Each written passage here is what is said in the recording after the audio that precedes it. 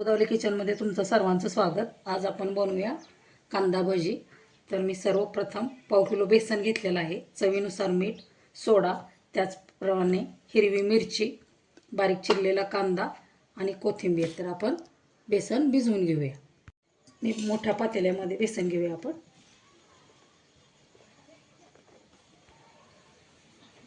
त्याच्यातच सोडा आणि मीठ ॲड करूया आणि बारीक चिरलेला कांदा। हे चांगलं आपण मिक्स करून घेऊया, जेणेकरून त्याच्या सुट्ट्या पाकळ्या होतील। याप्रमाणे याच्यामध्ये कोथिंबीर ॲड करू,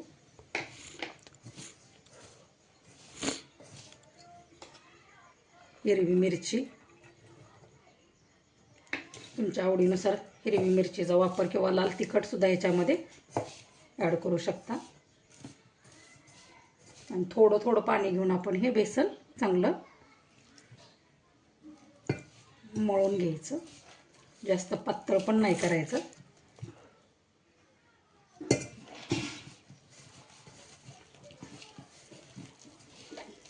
आपण अजून थोडंसं याच्यात पाणी ॲड करूया, हे घट्ट झालेलं आहे।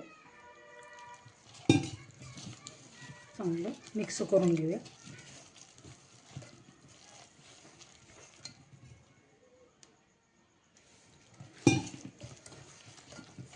आणि मिक्स करून झाल्यानंतर आपण याला 10 मिनिटांसाठी भिजत ठेवायचं। पीठ आपलं मळून झाले चांगलं ह्याचे, तर आपण हे 10 मिनिटांसाठी भिजत ठेवूया।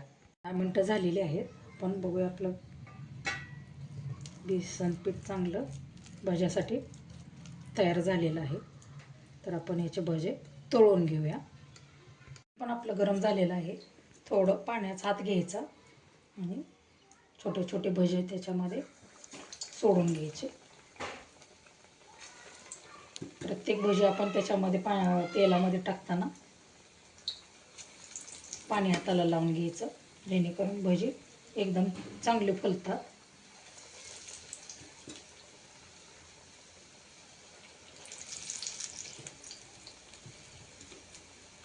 याची खालची बाजू पूर्णपणे चांगली भाजून घेतल्यानंतर आपण हे पलटी करून घ्यायचं।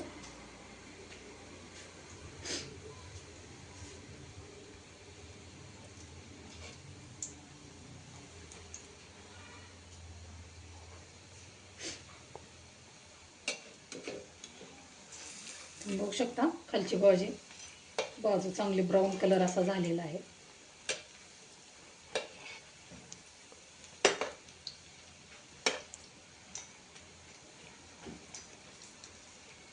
गॅस कमी ठेवूया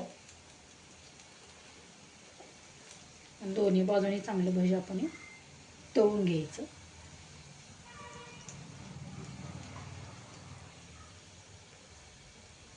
हे चांगले आपले तळले तर आपण हे टिश्यू पेपरवर काढून घेऊया।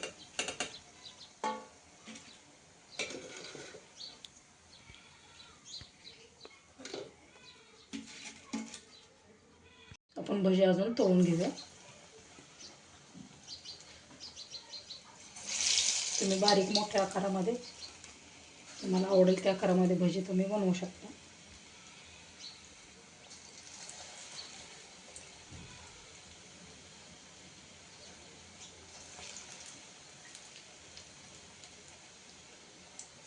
चांगले आपण तळून घेऊया।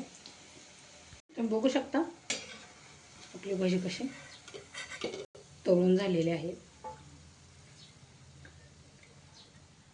टिश्यू पेपरवर काढून घेते। अशा प्रकारे सर्व मी भजी तळून घेते।